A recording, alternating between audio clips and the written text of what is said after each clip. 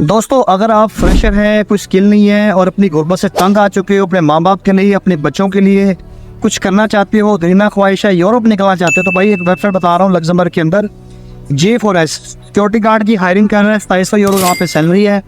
बैठने का काम है, सिर्फ आपने 8 घंटे ड्यूटी देनी है। कॉलेज, यूनिवर्सिटी, मॉल्स में, बैंक्स में, हर जगह पे सिक्योरिटी गार्ड की जरूरत रहती है। दूसरी कंपनी बता रहा हूँ आपको, होम सर्विस ऑफ लग्जमबर्ग। वहाँ पे केयर टेकर की मेल नर्स की और फीमेल नर्स की जरूरत है।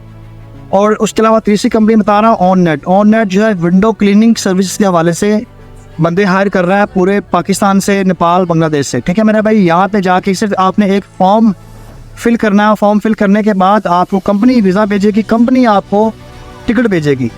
आपको परेशान होने की ज़रूरत नहीं है। आप बैंक स्टेटमेंट नहीं है, पैसा नहीं है, ट्रैवल हिस्ट्री नहीं है, परेशान नहीं होना। ये बिल्कुल स्मार्टेस्ट, सेफेस्ट और फास्टेस्ट वे है यूरोप आने का।